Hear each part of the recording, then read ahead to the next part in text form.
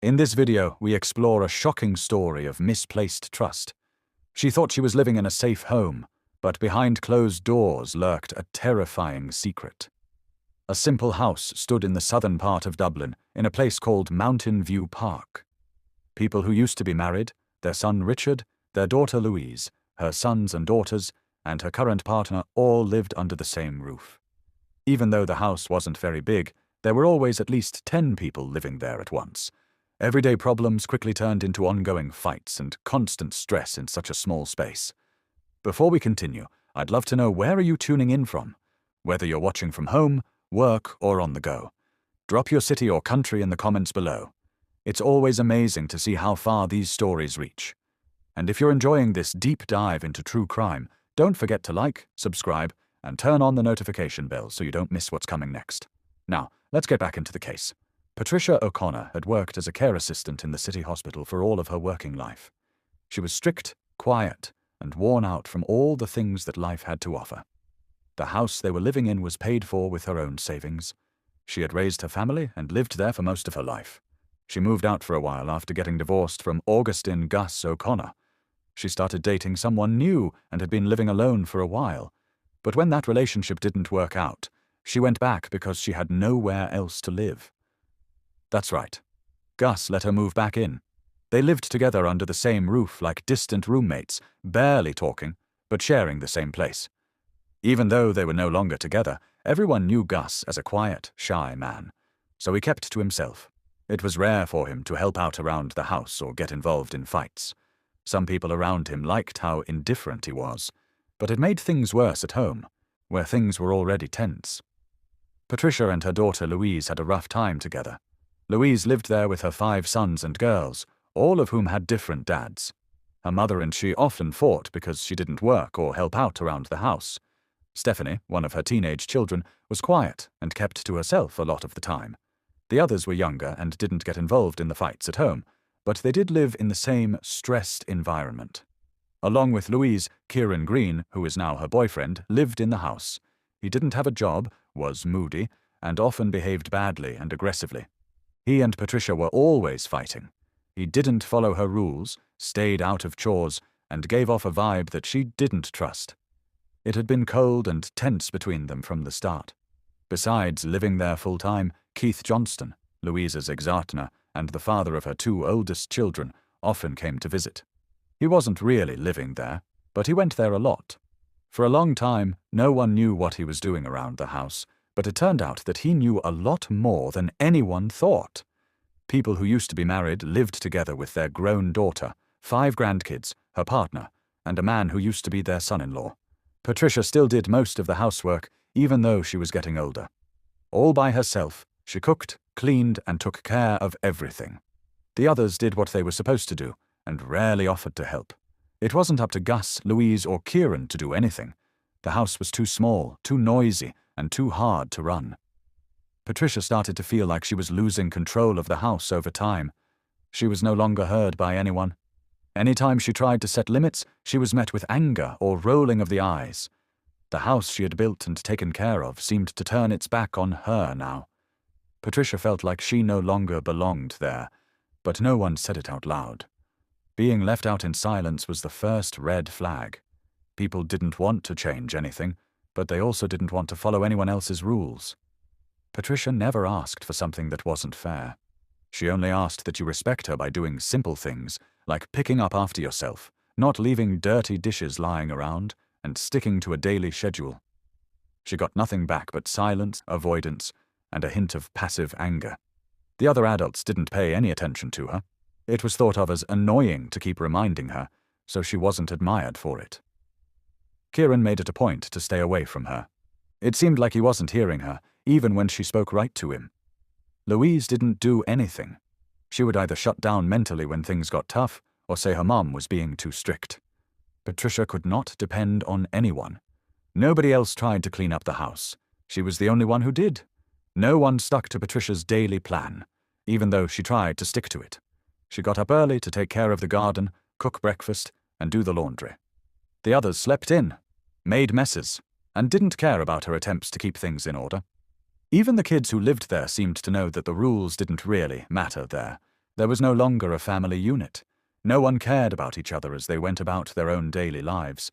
There were no shared conversations, and neither everyday things nor emotional problems were talked about. A place that used to bring people together, like a home, was now broken up. They had the same amount of space, but not the same amount of worry. At first, May 29th, 2017 didn't stand out. There were no loud fights, calls to the police, or reports of yelling. But Patricia O'Connor stopped leaving the house on that day. She stopped picking up the phone. No one saw her at any of the places she usually went. Even with these sudden changes, no one in her close group seemed to think her disappearance was a big deal. Valerie, Patricia's sister, was the first person to sound the alarm. After a few days, she ran into Gus while walking her dog near the O'Connor house. He remarked in passing that Patricia had left the house with a suitcase and never came back while they were talking. He said that took place in the evening of May 29th.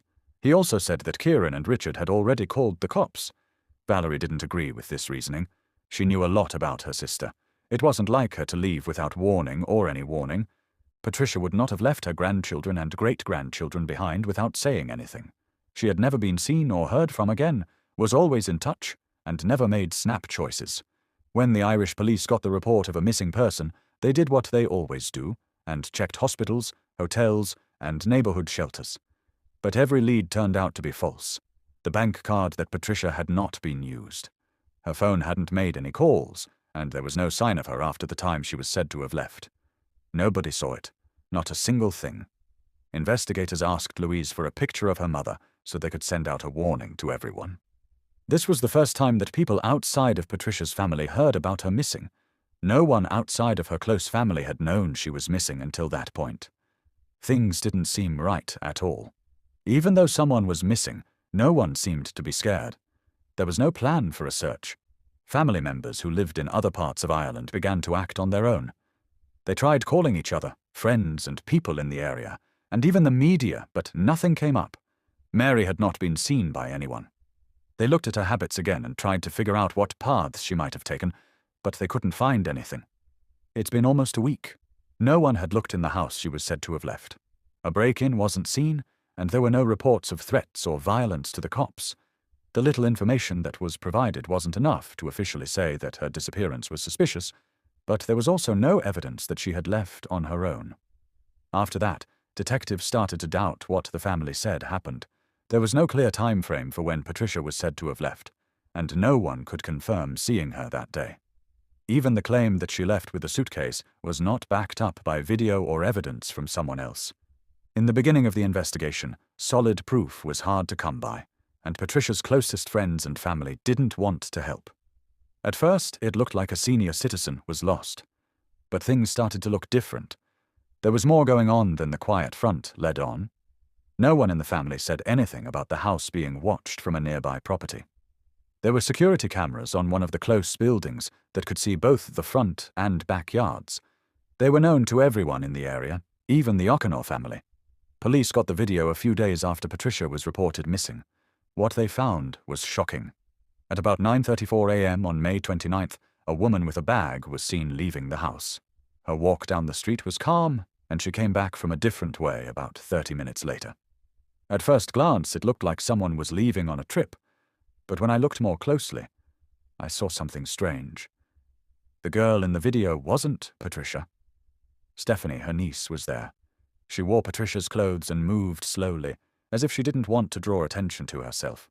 These acts were planned ahead of time.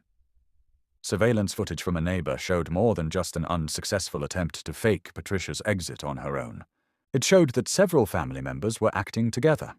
The moment Stephanie came back through the backyard was very important proof. The plan was to make it look like Patricia had left on her own, which would trick the police and delay any quick search of the house. When the records were looked at again, they showed that Patricia had never left the house. Not on May 29th, and not before that either.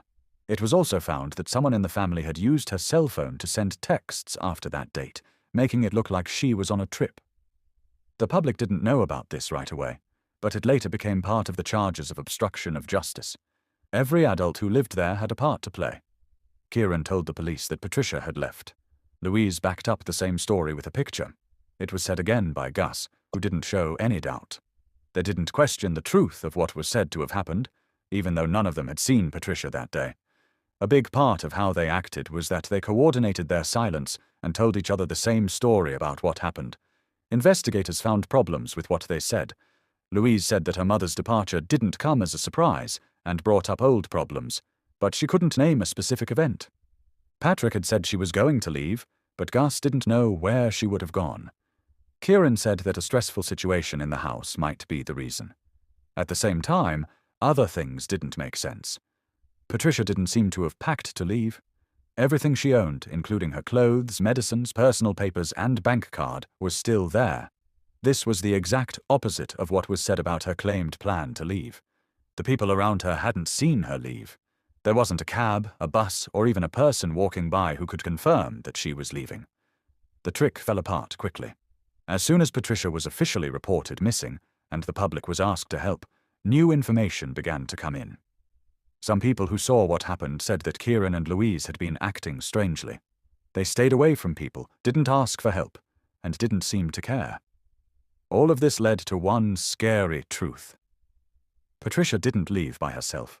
Through the first few days, it was clear that her absence was a lie to hide something much worse. In County Wicklow, on June 10, 2017, a family that had been on a vacation was getting ready to go home along an old road called Military Road. As one of them looked for a lost item in the thicket next to the road, they saw something strange in the tall grass and brush. At first, they thought it was animal bones, but when they looked more closely, it was sad to see that it was a human body part. The police were called right away to the scene. What happened next was a huge, well-planned operation. The place was made safe. Aerial help was brought in along with military units and defense staff. Over the next few days, more body parts were found lying around on the side of the road. There were more than 100 people involved in total. Over the course of about 15 miles, investigators found the body parts in 9 different places. At first, it was hard to identify anyone. Authorities thought the remains belonged to a man based on their shape and the first things they saw. That thought changed, though, as more pieces were found. After some time, forensic experts confirmed that the victim was a woman over 60 years old. But right away, there was no link made to any active missing person cases. The lack of papers, clothes, or other personal things found with the body parts made it harder to identify the person. Each piece was wrapped in its own plastic bag. Investigators think the body had been cut up and thrown away within 24 hours of being found because there were few signs of animal activity or rot. The state of the body parts suggested that someone had tried to slow down the decomposition process, possibly by burying them or exposing them to cold. In Dublin, the search for Patricia O'Connor was still going on because the body had not been formally identified yet. Neither case had been tied yet. The police were still looking into the idea that Patricia had left on her own. The big step forward came 3 days later on June 12, 2017. Lady Anne Green went into a police station. The way he looked sent up red flags. He was upset, talking quickly, and often contradicting himself. He said that he was Louise O'Connor's partner, and that he was responsible for the death of her mother. Right away, he made it clear that he had moved in self-defense. He said that he and Patricia had a fight that turned physical. He said Patricia came into the bathroom while he was showering with a wooden stick and started yelling at him. He replied that he had pushed her away, which made her hit her head and lose consciousness. He then talked about what he did next. He said that he put her body in his car, drove to the country, and buried her in a homemade grave because he was scared. A few days later, he said he went back to the scene of the crime, dug up the body, cut it up, and threw the pieces in different out-of-the-way places in the Wicklow Mountains so no one would find out what had happened. He said he did it by himself and hadn't told anyone. Investigators heard him, but they were wary of what he said. The order of events was the first red flag. Green said that everything had happened without planning it, but in the places where the bodies were found, there were clear signs of planning ahead. The body parts were put in strong plastic bags, and some of them were hidden in places that were hard to get to. Forensic tests also showed that the head had multiple injuries that could not have been caused by a single fall. There were cut marks on the bones that showed that power tools were used. Different kinds of tools were used which didn't match Kieran's account of what happened. Some of the cuts were smooth and had the vibrations you'd expect from a motorized saw. It became clear very quickly that the body may have been buried at first, but that it had to be taken apart and moved later, which took time, work, and planning. This didn't sound like spontaneous panic at all. It seemed like a high level of awareness and purpose. The police started to look through nearby hardware stores for items that might have been bought with the crime in mind. People asked for surveillance video and records of transactions, especially ones that had to do with Kieran's family or friends. At the same time, agents turned their attention back to how other people living in the house were acting. Stephanie had been caught on video wearing Patricia's clothes before, which had been thought to be a joke. Now she was being closely watched.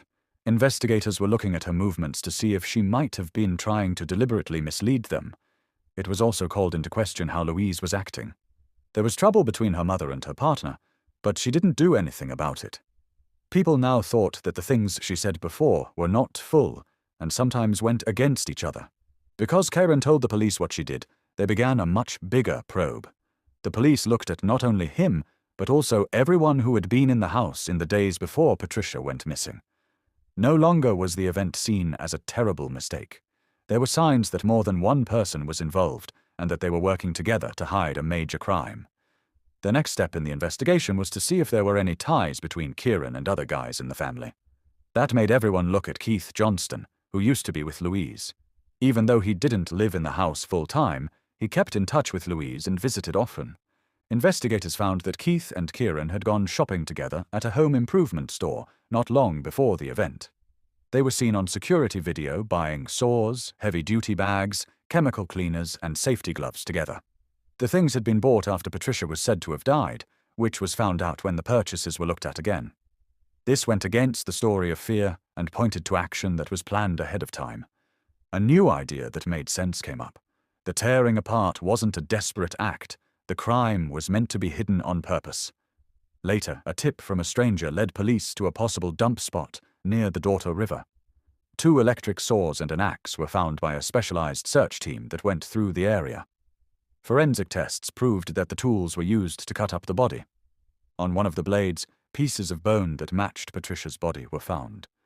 Everyone in the house was brought in again to be questioned. Louise changed how she spoke. She used to say Patricia had left on her own, but now she said she had only believed what Kieran told her and didn't know the whole story. The interview went on for a long time. She said Stephanie was only helping because she was asked to, and that Gus hadn't seen anything strange. At the same time, Richard, Patricia's son, said something different. He told police that his mother never left the house on the day she went missing, and the suitcase that was used to fake her exit was later found in his dad's room. Richard's statement was very important. He was the only family member who wasn't part of the plot. He agreed that Louise had told him that their mother wanted to leave, which was an attempt to stop him from calling the police. Investigators were sure that this behavior showed that more than one person was trying to hide the crime. The police publicly declared all 9 places where body parts were found to be crime scenes by writing down information about them. Police found the house as well as areas with trees, the original burial spot, and places along the road where body parts had been spread out. It became clear that there had been a crime, dismemberment, transportation, a fake disappearance, and a deal to keep quiet.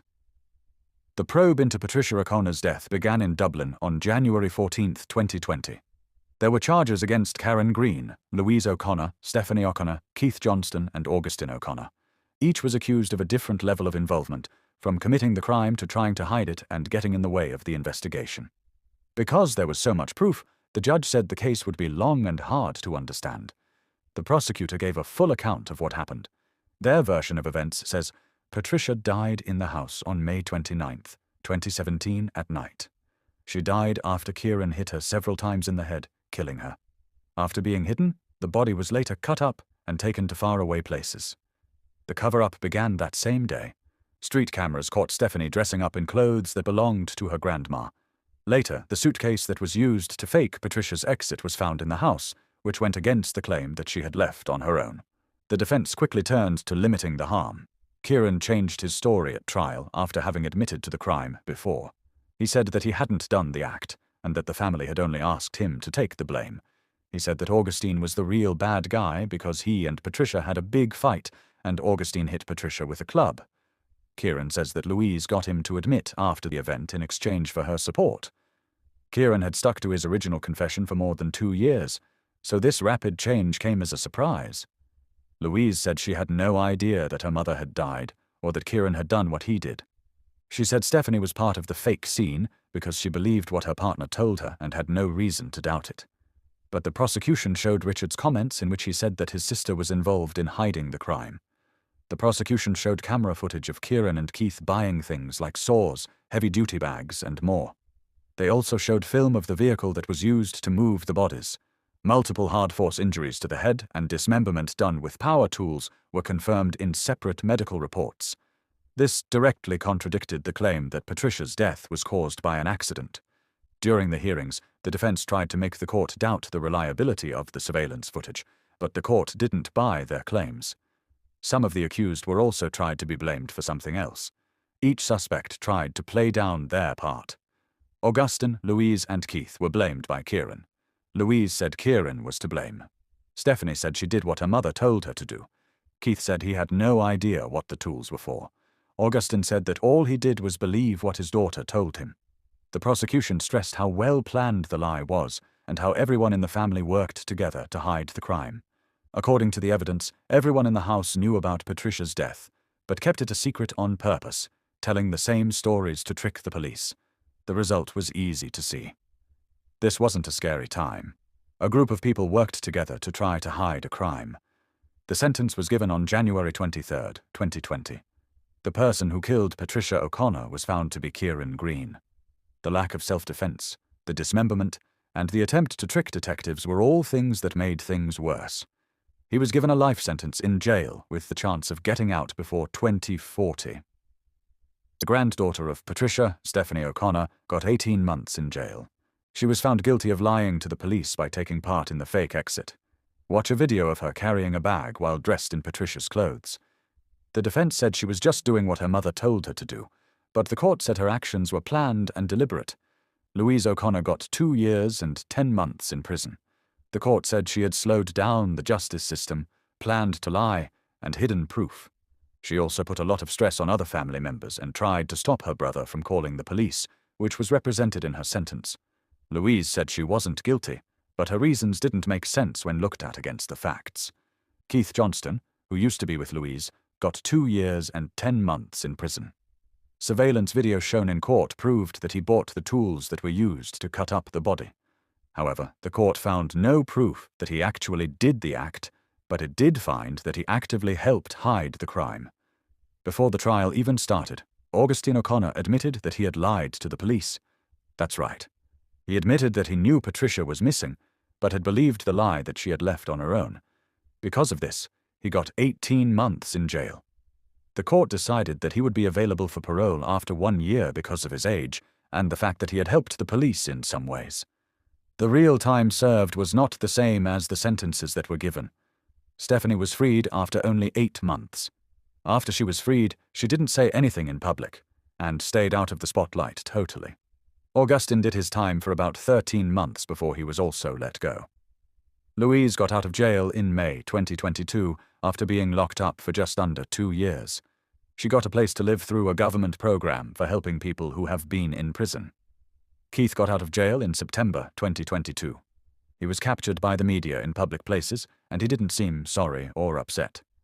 Because of this, Kieran Green is the only person still serving a full term. He is still locked up in a high-security jail. Extremely few people think that he will be freed early before 2040. The court decided that everyone who was found guilty did what they did not to help with the crime, but to hide it. Even though their level of participation was different, every adult in the house took part in the lie and the group effort to avoid responsibility. No one knew that Patricia O'Connor had been buried.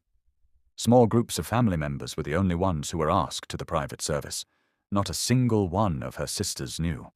Family members only learned about the burial through news stories that came out after it had already happened. People who used to work with her, live nearby, or be friends with her from childhood were not allowed to attend.